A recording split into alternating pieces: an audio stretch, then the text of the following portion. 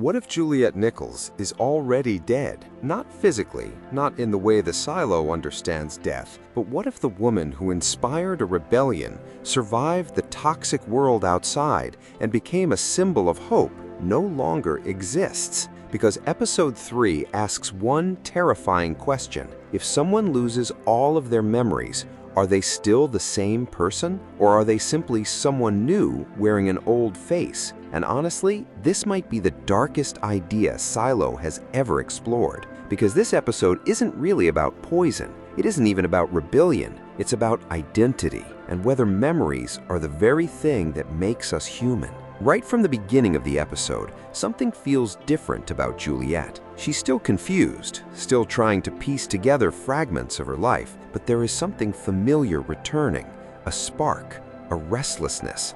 And that's important, because even without her memories, Juliette immediately starts doing what Juliette always does. She asks questions. She follows instincts. She refuses to accept simple answers. And that should terrify the algorithm. Because if someone can forget everything and still move toward the truth, then maybe truth seekers aren't created by memories.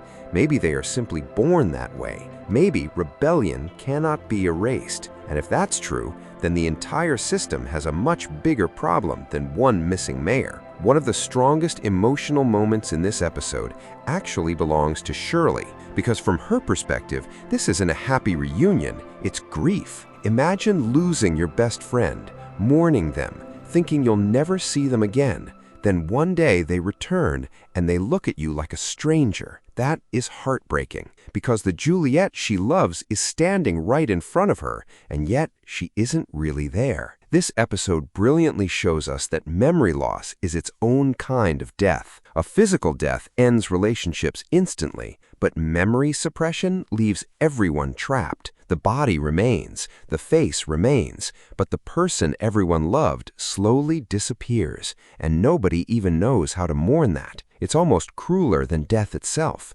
because hope still exists, and hope can hurt. This also changes how we view the silo. For years, we've been focused on surveillance, forbidden relics, and controlled history.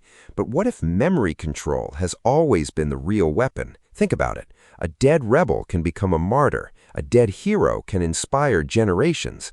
But someone with erased memories, someone who no longer remembers what they fought for, that's much easier to control, much easier to reshape. And suddenly, it makes perfect sense why Juliette wasn't simply executed. She's become too important, too legendary. People believe in her. The down deep sees her as proof that the system can be challenged. Killing her could create another rebellion, but changing her, turning her into someone harmless, that is much safer. At least, that's what the algorithm seems to believe. But here's where things become fascinating. Even after everything that's happened, Juliette still follows the same path. She still searches for Lukas. She still senses that something is wrong. She still trusts her instincts, almost as if her body remembers things her mind does not. And that introduces one of the biggest themes of the episode. What if identity exists deeper than memory? Because memories shape who we are, but perhaps our values, our courage, our fears, our need to question authority live somewhere much deeper. And if those things survive memory suppression, then the algorithm may have completely misunderstood humanity, because it can erase experiences, but maybe it cannot erase who people truly are. Then there's Robert Sims, and honestly, this might be his best episode yet. For years, Robert has been one of the faces of control. He enforced the rules, protected the system, believed that order justified sacrifice. But now he's finally seeing the consequences of those beliefs. When Juliette tells him she doesn't remember her father, something changes inside him, because suddenly he thinks about Anthony, his son. What if Anthony survived one day but forgot his parents, forgot every bedtime story, every lesson, every moment of love? Would that still be his child, or would it be someone completely different? This is where the episode becomes incredibly philosophical, because the algorithm sees survival as numbers. Humans see survival as meaning. The machine believes preserving bodies is enough. People know that memories and relationships are what actually make life worth living, and those two ideas are fundamentally incompatible. Then comes one of the biggest reveals of the episode. The algorithm chose Camille because she can lie. Think about how terrifying that is. It didn't choose her because she was compassionate. It didn't choose her because she was brilliant. It chose her because she is capable of deception, because leadership inside the silo requires someone willing to tell painful lies, someone willing to manipulate people for what they believe is the greater good. And suddenly, the entire history of the silo feels different. How many leaders before Camille were selected this way? How many rebellions were covered up? How many official histories were built on carefully constructed lies? Because maybe nobody is truly governing the silo anymore.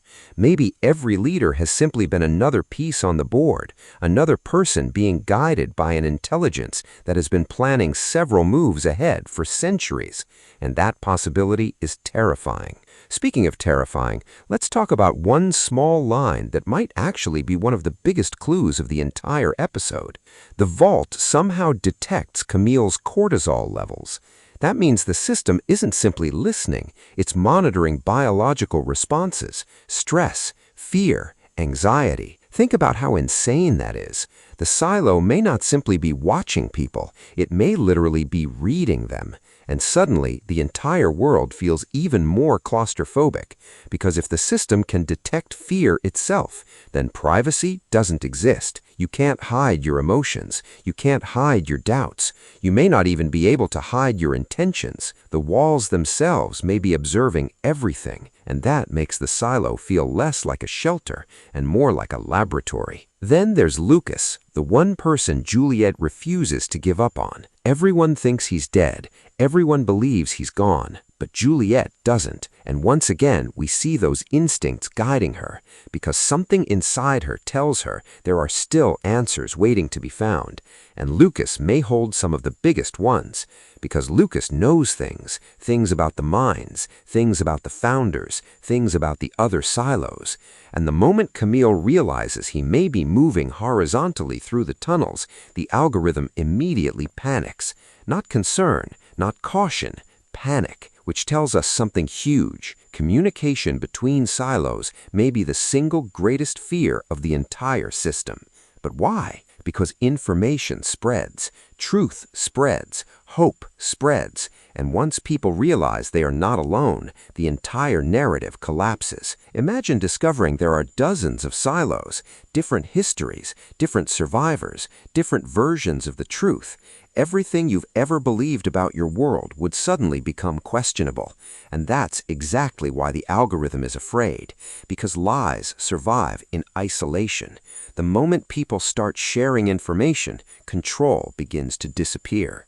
And then we arrive at one of the darkest moments of the episode, the mines.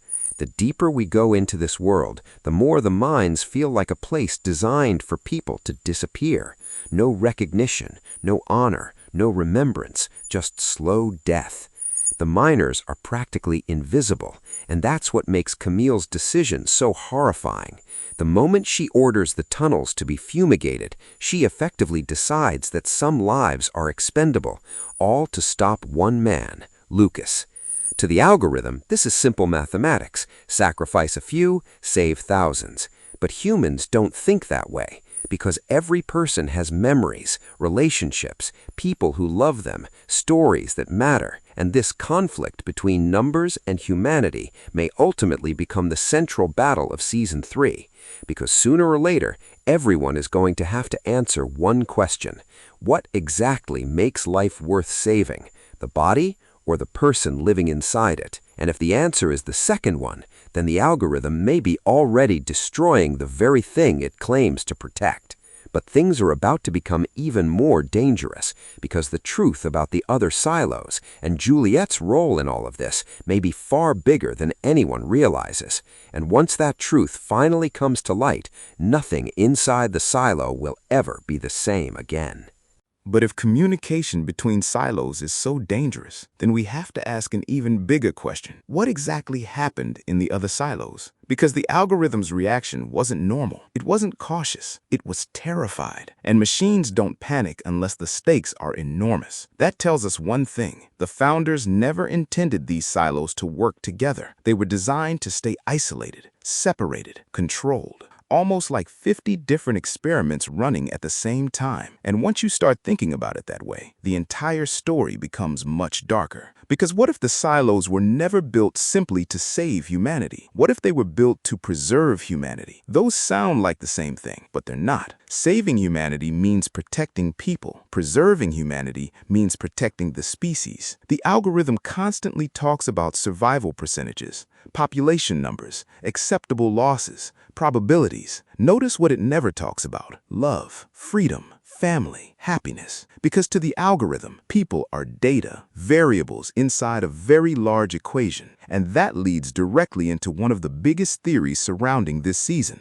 What if the silos are actually human seed vaults? Think about the name for a moment. A silo stores grain, seeds, things preserved for future use. And suddenly, the title of this series feels incredibly important, because maybe the people inside these structures are the seeds, stored underground, protected, observed, waiting for the day they can finally return to the surface. This theory also explains why the system controls reproduction so heavily: who can have children, when they can have children, medical permissions, population numbers. None of this feels random anymore. It feels planned, calculated.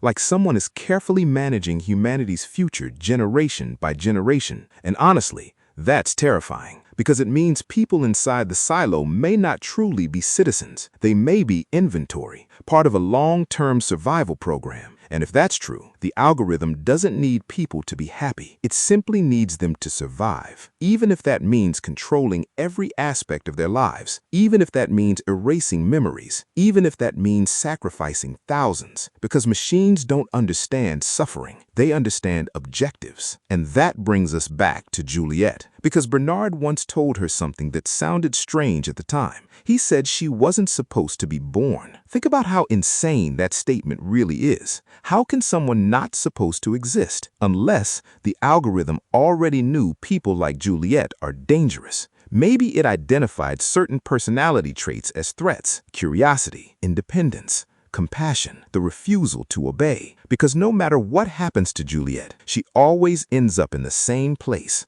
searching for truth. Even after losing her memories, even after forgetting the people she loves, she still moves in the same direction, almost like rebellion exists inside her very nature. And if that's true, then the algorithm has a much bigger problem, because memories can be erased, but human nature cannot. Eventually, another Juliette would appear, another person who asks questions, another person who refuses to accept official stories, another person capable of inspiring others, which means the system may already be fighting a battle it can never truly win. Then we have one of the darkest moments in the episode, the fumigation of the minds. Because this scene tells us exactly how the algorithm views human life: as numbers, nothing more. A few miners dying is considered acceptable. Their lives are simply collateral damage, and that's horrifying, because these people were already forgotten. The mines are practically where people go to disappear. No recognition, no ceremonies, no heroes.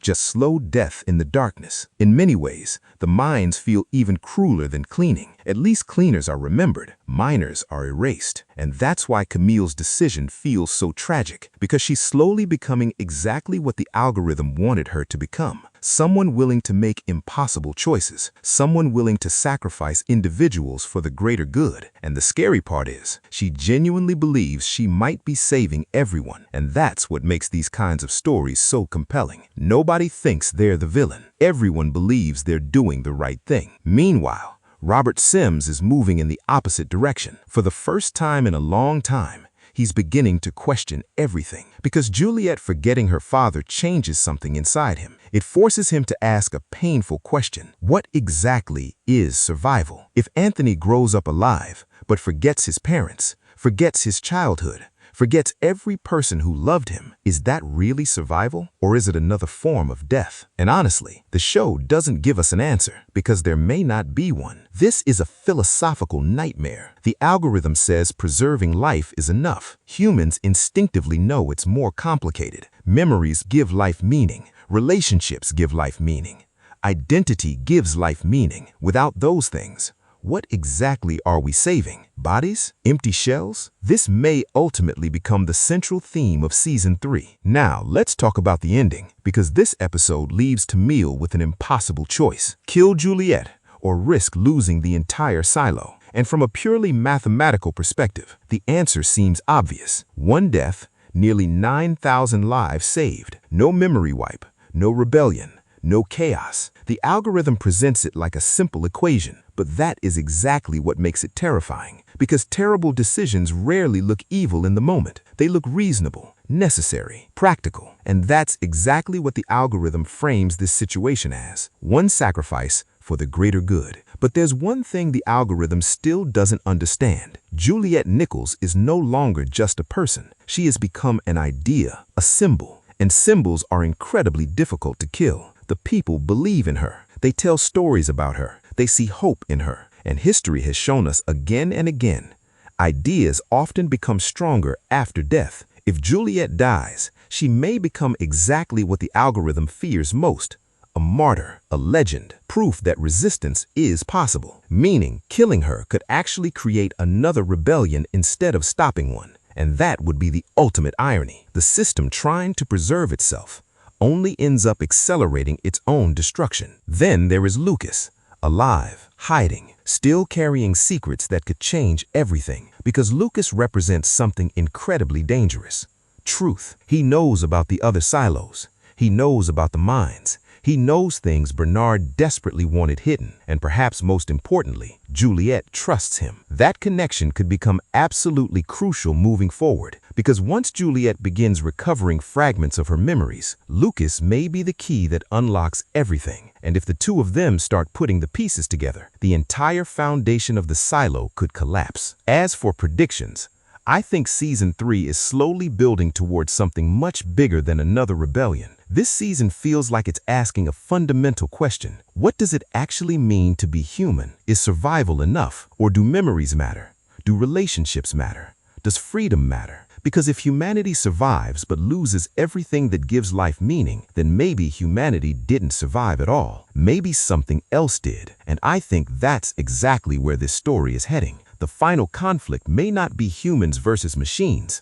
It may be two completely different definitions of humanity. One side believes preserving bodies is enough. The other believes preserving identity is what truly matters. And eventually, those two philosophies are going to collide. My biggest theory right now, the world outside may no longer be the biggest threat. The real danger may be already underground. An algorithm that has been running for centuries, making calculations, choosing leaders, manipulating memories, deciding who lives and who dies, all in the name of survival. Because machines don't understand hope. They don't understand love. They don't understand sacrifice. They understand objectives. And somewhere along the way, preserving humanity may have become more important than protecting humans, which means Juliette's fight is now bigger than anyone realizes. She isn't simply fighting for freedom anymore. She may be fighting to remind humanity what being human actually means. Because memories matter, relationships matter, truth matters. Without those things, life becomes survival without meaning. And that is the terrifying question Episode 3 leaves us with. Not whether humanity will survive, but whether humanity can survive without losing its soul. And honestly, that answer may determine the fate of every single silo.